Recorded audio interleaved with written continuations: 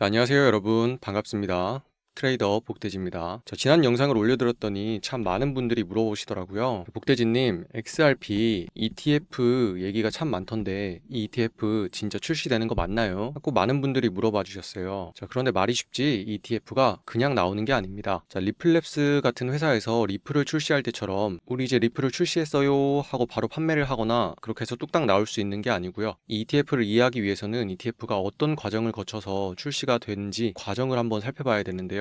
이런 기대감이 나왔을 때 우리가 해야 되는 일은 리플랩스 CEO가 올해 안에 ETF가 나옵니다 라고 하는 그런 뉴스 기사들에 휘둘리는 게 아니고요. 지금 내가 시장에서 어떻게 해야 될지 판단을 하고 이를 통해서 실제로 매매를 해서 수익을 내는 게 우리한테 가장 관건이잖아요. 요즘에는 참 리플 관련해서 많은 기사들이 쏟아져 나오고 있는데 그만큼 시장은 빠르게 움직이고 있고 혼자서 뉴스를 해석하고 차트를 분석하는 건 생각보다 쉽지 않습니다. 그래서 저는 여러분들이 더 이상 혼자서 시장에서 헤매지 않도록 실시간 대응이 가능한 구조를 만들려고 노력하고 있고요. 오늘 영상에서는 저와 함께 시장에 참여하는 방법도 알려드릴 테니까요. 꼭 끝까지 영상 같이 시청해 주시면 감사하겠습니다. 오늘 여러분들과 함께 살펴볼 내용은요. XRP 리플의 ETF 기대감이 왜 다시 부상했는가? 어떠한 배경 속에서 XRP의 ETF가 다시 나왔는지 한번 살펴볼 거고요. 그리고 ETF의 구조, ETF가 어떤 식으로 형성되어 있는지를 봐야겠죠. ETF의 기본적인 종류가 있는데 선물과 현물, 그리고 이 둘 간의 차이가 뭔지 한번 보겠습니다. 그리고 항상 우리가 같이 보고 있지만 XRP 리플만 보고 있으면 안 되겠죠. XRP를 둘러싼 미국 자산시장의 흐름과 비트코인 시장의 투자 심리 같이 한번 살펴볼 거고요. 그래서 앞으로 XRP의 ETF가 출시가 된다면 어떤 시나리오로 출시가 될 거고 앞으로 차트적으로 흐름은 어떤 식으로 흘러갈 건지 우리가 세워야 될 전략 한번 알아볼 거고요. 그래서 가장 중요한 거죠. 그래서 지금 ETF 출시가 된다는 얘기가 많은데 XRP 사도 돼? 아니면 사면 안 돼? 타이밍까지 한번 같이 살펴보겠습니다.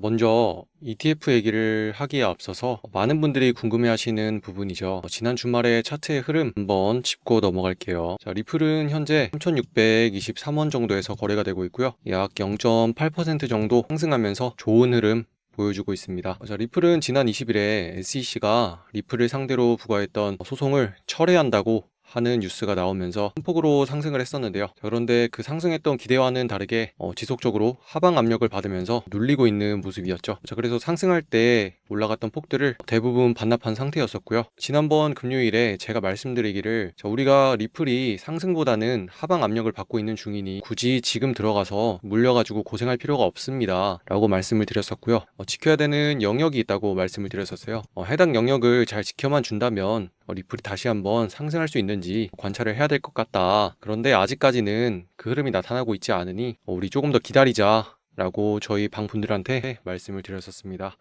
그리고 그 상태로 지난 주말 동안 정말 기나긴 횡보가 나왔었죠. 정말 지루한 장세가 계속해서 이어졌었는데요. 그리고 오늘 새벽을 기점으로 해서 다시 한번 리플이 하방 압력을 어느 정도 극복한 상태에서 그래도 다시 한번 상승하기에 좋은 흐름 만들어주고 있습니다. 지난 주말 동안에 혹시라도 위에서 물려가지고 야 이거 리플 더 빠지는 거 아니야 하면서 계속 뉴스 찾아보시면서 노심초사하셨던 분들이 있다면 그래도 축하드린다고 말씀드리고 싶고요. 다시 한번 말씀드리고 싶은 거는 뉴스를 계속 보면서 불안해할 게 아니라 우리가 해야 되는 건 대응이죠. 이렇게 뉴스가 나올 때마다 시장은 급등과 급락을 반복하는데요. 따라서 정확한 타점이 없으면은 여러분들이 시장에 계속 이리저리 휘둘리면서 끌려다닐 수밖에 없습니다. 그래서 저는 이 구간들을 실시간으로 보면서 제가 직접 하나하나 대응하고 있으니까요. 여러분도 혹시라도 대응이 필요하시다면은 상단에 있는 번호 있죠. 010-8199-7263으로 종목이라고 문자 하나만 보내주세요. 그러면 제가 실시간으로 차트를 계속 관찰하고 있다가요. 지금이 들어가야 할지 관망해야 될 타이밍인지 필요한 분들께 바로 알려드리고 있습니다. 그래서 저희 방분들은 지난 주말 동안에 그래도 하락하는 거 걱정 없이 마음 편안하게 주말을 보내셨고요. 오늘부터 어느 정도 좋은 흐름이 나와가지고 제가 여러분들께 타점을 한번 잡아드렸거든요.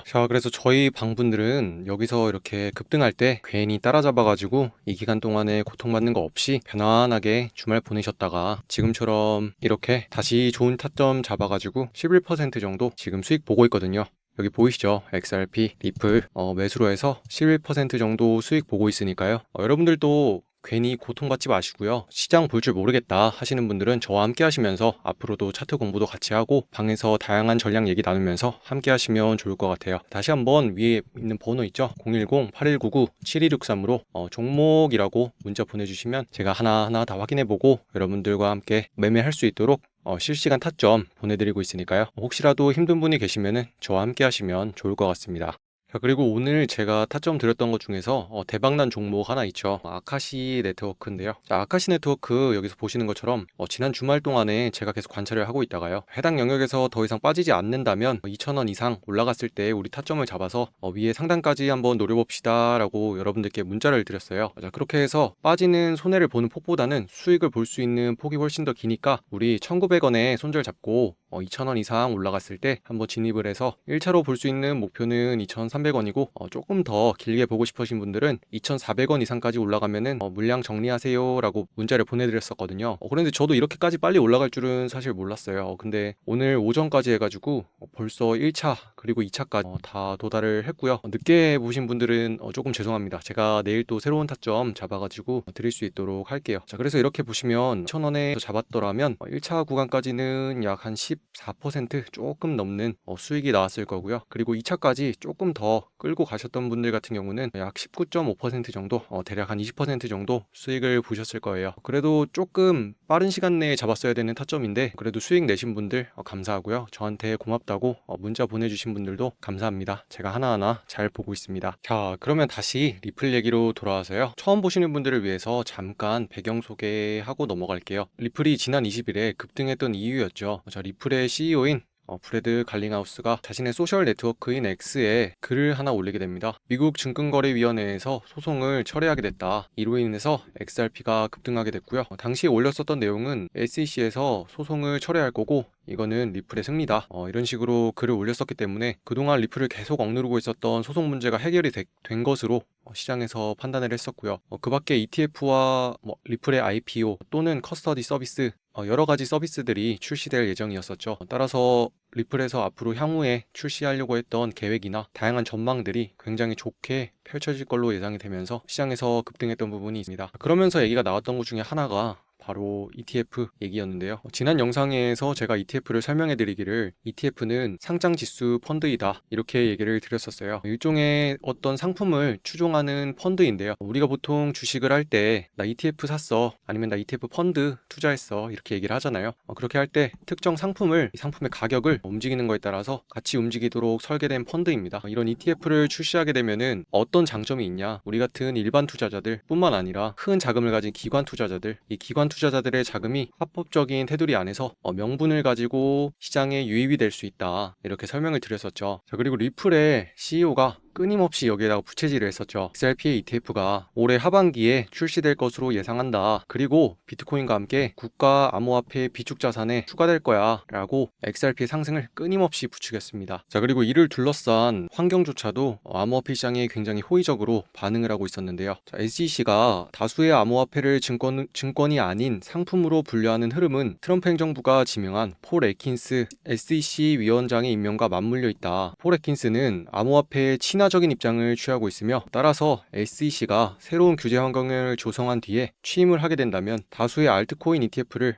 한꺼번에 승인할 가능성이 있다라는 분석이 마구 쏟아져 나왔었죠. 자, 그래서 시장에서는 심지어 XRP 현물 ETF의 승인 확률이 80%에나 이른다. 거의 출시가 될 것 같다 라면서 장밋빛 전망을 점쳤는데요. 심지어 세계 최대 파생상품 거래소 CME 그룹에서도 XRP 선물을 도입할 가능성이 있다라는 얘기마저도 나왔었죠. 자, 그런데 이렇게 리플에 대한 얘기들을 같이 살펴보고 나니까 여러분들이 굉장히 혼란스러우실 수도 있을 것 같아요. 왜냐면 이 용어들이 조금은 생소할 수도 있기 때문인데요. XRP의 ETF 얘기를 이해하려면요, 이 두 가지 큰 축을 알고 있어야 돼요. 먼저 선물 ETF가 있고요, 현물 ETF가 있어요. 간단하게 이해하기 쉽게 얘기를 하면요, 이 현물은 실물이라고 얘기하면 되고요. 그리고 선물은 미래에 해당 실물 자산이 형성하게 될 가격이라고 이해하시면 돼요. 그래서 이거는 시점이 현재 시점에 있는 물건이고요. 이거는 시점이 미래 시점에 있는 물건이다. 이렇게 이해하시면 될 것 같아요. 그래서 미래 시점에 있는 물건을 기반으로 한 ETF가 있고요.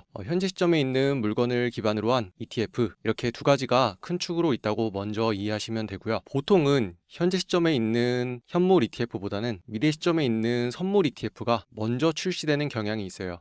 왜 그렇지? 라고 의문을 가질 분들을 위해서 설명을 해드리면요. 여기 있는 CFTC, 미국 상품 선물 거래위원회가 있는데요. CFTC에서는 상품으로 분류되는 투자 자산들을 엄격한 기준을 가지고 관리를 하고 있고요. 그에 따라서 이렇게 관리를 받은 상품들은 CME라고 하는 시카고에 있는 거래소에서 거래가 돼요. 대표적으로 CME에 있는 상품은 우리가 흔하게 얘기하는 나스닥 선물 같은 것들이 있고요. 기름이죠. 오일 같은 것들이 될 수도 있고, 금, 요즘에 금값이 굉장히 고점을 뚫으면서 계속 상승하고 있잖아요.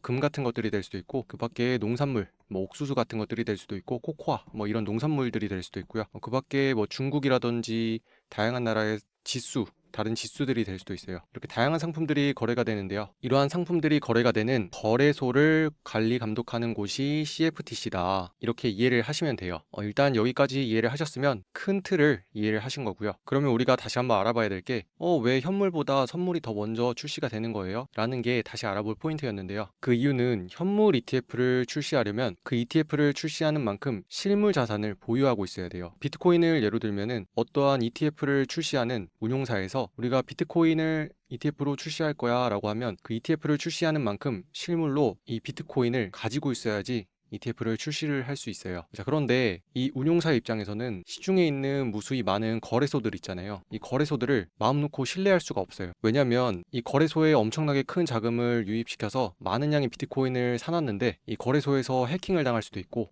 보관을 했던 것들이 분실이 될 수도 있고, 비밀번호를 잊어버려서 비트코인을 찾지 못할 수도 있고요. 그리고 회계 처리를 해야 되는데 이 거래소들에서 정보를 제대로 넘겨주지 않으면은 회계 처리를 하는 게 불안정하기 때문에 이러한 환경들을 규제 관리하는 SEC에서 굉장히 민감하게 반응을 하고 있거든요. 그렇기 때문에 현물 ETF는 출시되기가 조금은 까다롭고 더 어려운 환경에 있어요. 그런데 이 선물은 조금 달라요. 일단 가장 큰 거는 선물은 실물 자산을 보유하지 않아도 돼요. 왜냐하면 현재 시점에 있는 게 아니라 미래 시점에 있는 가격을 바탕으로 선물 자산을 거래하는 거기 때문에 실물을 가지고 있지 않아도 되고요. 그리고 앞에서 말했던 것처럼 CFTC의 엄격한 규제를 받는 CME에서 거래가 되고 있는 상품들을 바탕으로 해서 ETF를 만든 거기 때문에 굉장히 걸러지는 절차가 많죠. 필터링을 엄격하게 하고 있기 때문에 조금 더 신뢰할 수 있어 라고 생각을 하는 거거든요. 그렇기 때문에 조금 더 불안한 현물보다는 안전적이라고 생각하는 선물 ETF가 먼저 출시가 되게 되는 거예요. 자, 이 과정에 따라서 비트코인 역시도 처음에는 CME 거래소에서 상품으로 거래가 됐었고요. 그리고 이에 따라서 선물 ETF가 출시가 되게 됐고, 이 선물 ETF가 거래가 되고 있으니까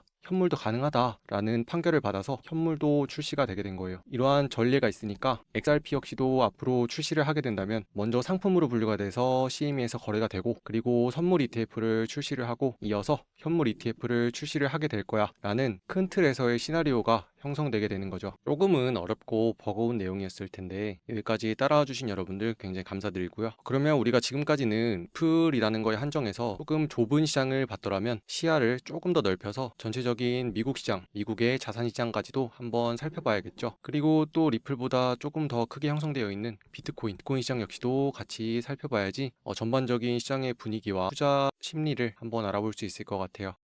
자, 이제 지난 시장의 분위기를 한번 알아보면요. 지난 금요일 미국 증시는 상승 마감했습니다. 한때는 1% 넘게 하락했던 S&P 500 지수는 장 마감 5분 전에 극적으로 반등을 성공하면서 상승 전환했었고요. 이날은 굉장히 변동성이 큰 날이었어요. 대규모 옵션 만기로 거래량이 급증해서 변동성이 확대됐었고요. 그리고 트럼프 대통령이 관세에 관해서 유연성을 언급했어요. 그 전까지만 해도 4월 2일에 발표 예정인 상호 관세와 관련해서 굉장히 강경한 태도를 비췄던 트럼프 대통령이 심지어 우리 미국은 그동안 약탈을 당해왔다 라고 말할 정도로 워딩을 굉장히 세게 하고 있었거든요. 그런데 그랬던 트럼프 대통령이 유연성이라는 단어를 언급하게 되면서 시장의 분위기가 그렇게까지 심각하게는 흘러가지 않지 않을까라는 기대가 생기면서 소폭 반등하는 움직임으로 시장을 마감하게 됐습니다. 그렇지만 시장은 안도감 속에서도 여전히 리스크가 있기 때문에 긴장하고 있는 상태이고요. 여전히 관세 문제는 해결되지 않았기 때문에 계속해서 시장에 예의주시해야 되는 포인트로 자리 잡을 것 같아요.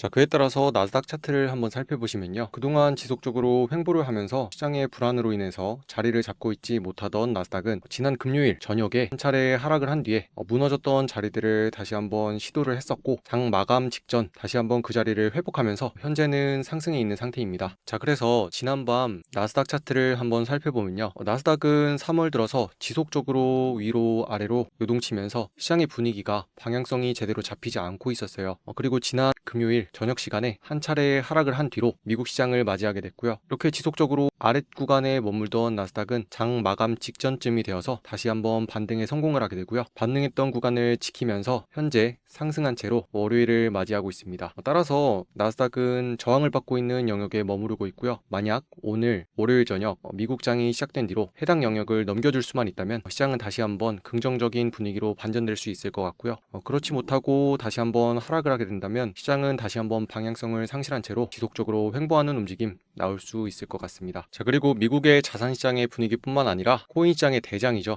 비트코인 같이 살펴봐야겠죠. 비트코인 역시도 리플과 마찬가지로 지난 주말 동안 굉장히 지루하게 횡보하는 모습을 보였었는데요. 지난 금요일에 제가 말씀드렸듯이 코인이 만약에 하락을 하게 된다면 지켜줘야 될 영역이 있고, 해당 영역을 지켜주지 않은 채로 움직이게 된다면 횡보를 하는 모습을 보이면서 다시 한번 상승의 기회를 볼 수 있을 겁니다 라고 말씀을 드렸어요. 그래서 비트코인을 매매하시는 분들을 위해서도 저희 방에서는 주말 동안 큰 걱정하지 마시고 지금은 매수를 잡아서 고통을 받으실 필요가 없습니다 라고 말씀을 드렸어요. 그리고 오늘 다시 한번 상승하는 모습을 보이면서 여러분들께 문자를 보내드렸었죠. 축하드립니다. 아랫 구간에서 고생하셨던 분들 많이 참느라 고생하셨고요. 다시 한번 상승하는 모습이 나오면서 매수할 자리가 나오고 있습니다 라고 하면서 매수할 수 있는 타점을 잡아드렸어요. 자, 그리고 현재 비트코인은 상승을 한 뒤로 지켜줘야 되는 자리, 지지 영역을 지켜주고 있고요. 다시 한번 상승을 하면서 수익을 볼 수 있는 상단 자리, 상단의 영역까지 상승하고 있는 모습으로 진행되고 있습니다. 자, 여러분, 그런데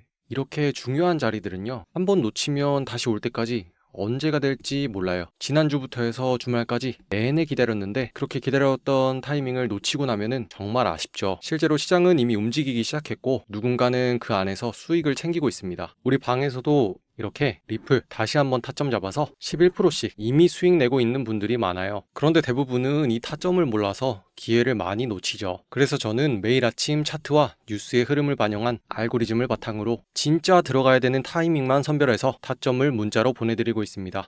여러분, 문자 하나면 충분합니다. 상단에 번호 하나 있죠. 010-8199-7263으로 종목이라고 문자 하나만 남겨주세요. 오늘 자리가 진짜 매수 타이밍인지, 손절은 어디까지 잡아야 되는지, 기다려야 되는 건지, 바로 들어가야 되는 건지 제가 직접 보고 실전 기준으로 판단해 드립니다. 자, 다시 돌아와서 우리는 지금까지 XRP, 리플을 둘러싼 ETF의 얘기 같이 한번 알아봤었고요. ETF에는 선물과 현물 이 두 가지가 있다는 것, 그리고 각각의 ETF가 출시되는 환경과 출시되기 위한 과정들 같이 한번 알아봤었죠. 현재 시장에서는 XRP뿐만 아니라 굉장히 다양한 알트코인들의 ETF 출시 얘기가 많습니다. 리플 외에도 대표적으로 솔라나가 있고요. 이런 알트코인들의 ETF 신청 이야기만으로도 시장이 굉장히 요동치고 있는 상황이죠. 심지어 지난 주말간에는 리플이 스위프트와 협약을 맺었다는 얘기까지 나왔었습니다. 하지만 이거는 가짜 뉴스로 밝혀졌었죠. 이처럼 현재 시장의 분위기는 굉장히 다양한 뉴스들이 쏟아져 나오고 있고, 그 시장에 나오는 뉴스들에 굉장히 사람들이 많이 휘둘리기 쉬운 환경인데요. 하지만 여러분, 뉴스는 거짓말을 할 수 있어도 차트는 거짓말을 할 수가 없어요. 뉴스는 가짜 뉴스가 나왔다가도 그 뉴스 기사가 삭제되면서 가짜뉴스였다 하고 없어질 수 있지만, 차트에서 나오는 움직임은 어느 순간 갑자기 순간이동을 뿅 한 다음에 이게 가짜였어 하고 제자리에 돌아갈 수 없어요. 그렇기 때문에 제가 여러분들께 항상 말씀드리죠. 뉴스에 휘둘리지 말고 우리 차트를 통해서 실질적인 본질을 알아보자. 그래서 여러분, 마지막으로 이제 제가 뭘 할지 아시죠? 뉴스에 휘둘릴 게 아니라 차트를 통해서 팩트 체크 한번 해보자. 마지막으로 리플 차트 같이 한번 보시겠습니다. 자, 리플 차트인데요. 리플 역시도 지난 20일 폭으로 상승을 했었지만 다양한 호재와 뉴스 기사에도 불구하고 지속적으로 하방 압력을 받으면서 상승분을 토해내고 있었죠. 자, 그래서 제가 말씀드리기를 여러분들께 섣불리 뉴스 기사에 휘둘려서 지속적으로 내려오는 구간에서 매수를 하지 마시고 충분히 횡보하는 기간을 거친 뒤에 다시 한번 상승의 기회가 나왔을 때 들어가셔야 됩니다 라고 안심시켜드리는 문자까지 주말에 보내드렸어요. 자, 그리고 지난 금요일에 말씀드리기를 지켜야 되는 하단의 영역이 있다고 말씀드렸었죠. 자, 리플이 다시 한번 하락을 하게 된다면 더 이상 하락하지 말아야 되는 구간이 있다고 했는데, 아직까지 거기는 걱정할 부분은 아니고 우리가 해야 되는 일은 해당 영역을 잘 지켜주면서 지속적으로 다시 한번 상승 흐름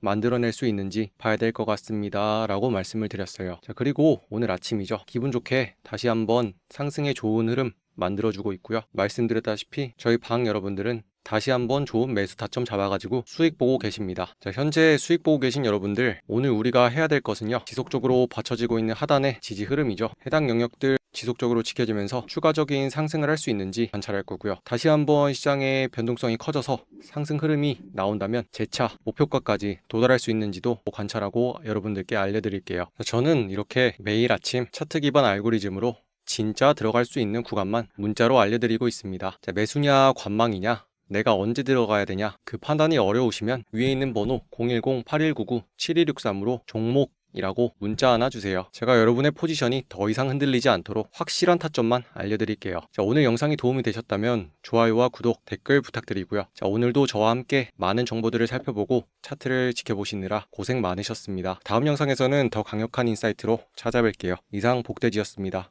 감사합니다.